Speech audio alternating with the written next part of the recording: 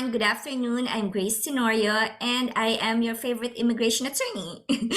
I've been working with ICP for their nurses to help their nurses immigrate to the US for a couple of years now, and I'm happy to do this job. And I am passionate about immigration because I am a first generation immigrant myself, and I use my personal experience to help my clients navigate their way in this complex immigration system of the United States. Thank you so much. And what exactly is a H-1B visa? Can you explain that for us? Oh, of course. So H1B is a visa. It's a non-immigrant visa allowing U.S. employers to temporarily employ foreign workers to the U.S. because of shortage. So it is temporary in the sense that an H1B visa is only valid for 3 years and then extendable for another 3 years for a maximum duration of 6 years. Of course, there are exceptions to that where it could be extended for far much longer, but the general rule is that an H1B holder can only stay in the US for 6 years.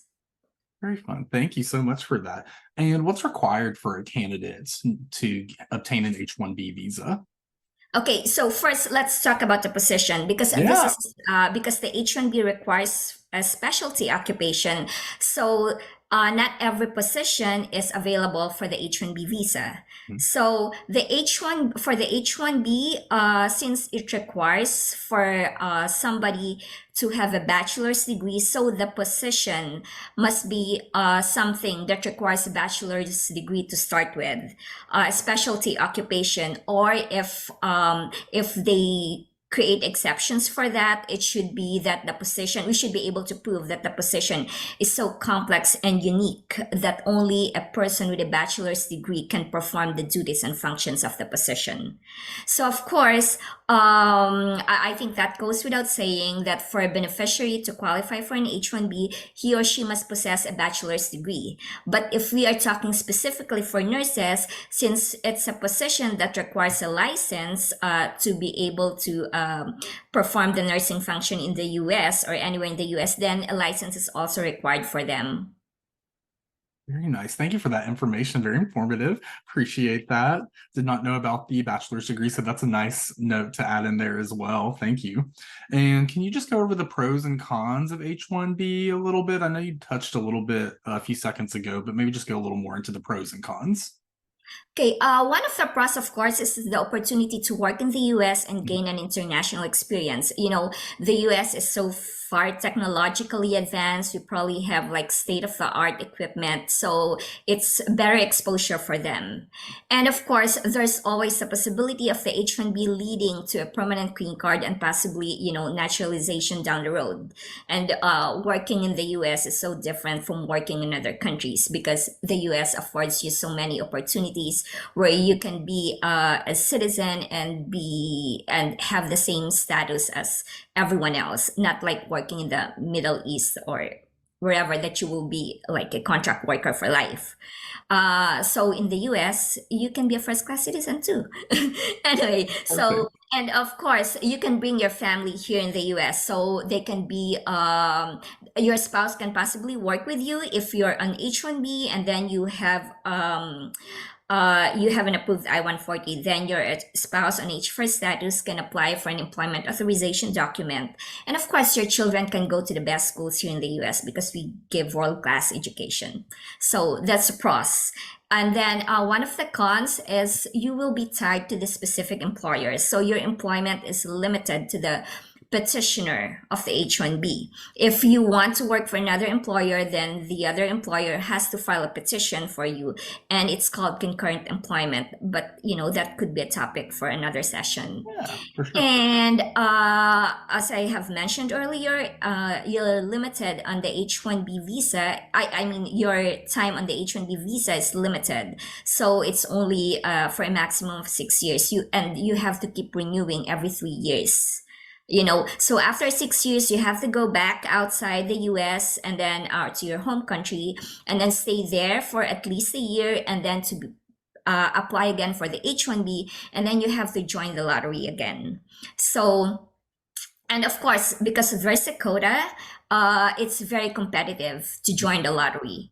And it's 85,000 H1B visa for everyone joining the H1B, and another 20,000 for those with master's degree obtained in the US. So you can only imagine that only a certain percentage gets picked into the lottery, especially since since they started the registration, there's been last year 2023, I think there's been over 700,000 entries.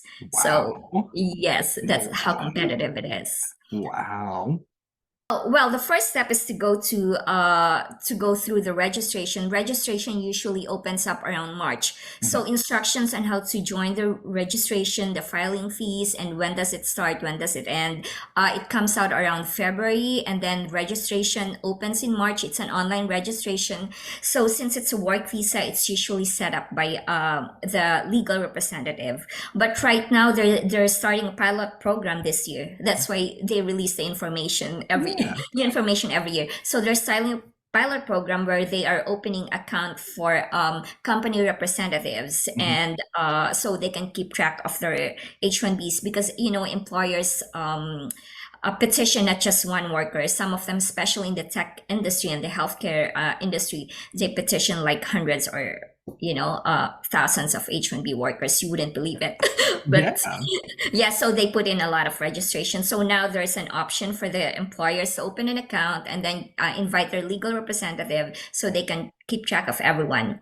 And then, so after the registration, which is usually around 2 weeks, Mhm. on the third week or third of towards the last week, Mhm.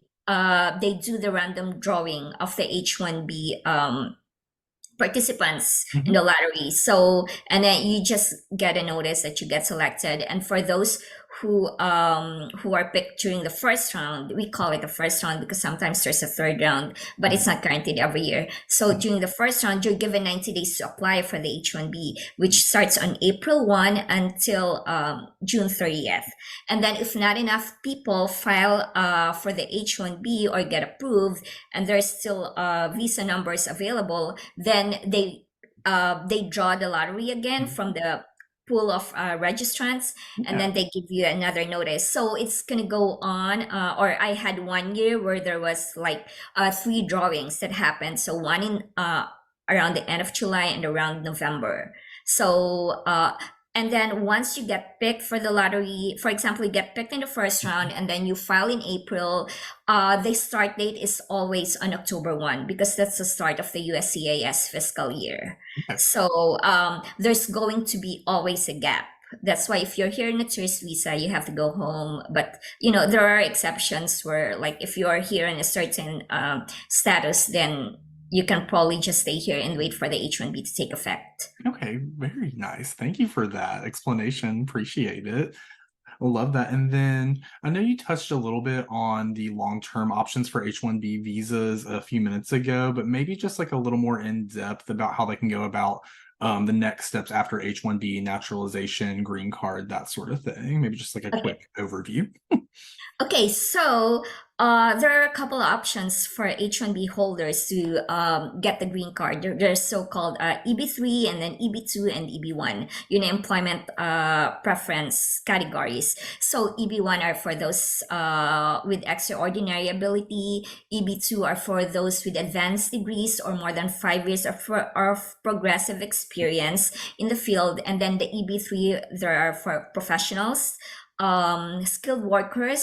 Of Mhm. course, professionals are those with bachelor's degree, Mhm. and then skilled workers are those with two or more experience, Mhm. and then other workers for positions that do not really require a certain level of education. So high school graduates or even none if they only require experience. Mhm. So, and I want to emphasize that these categories do not depend on the individual's educational attainment. It depends on the position requirement.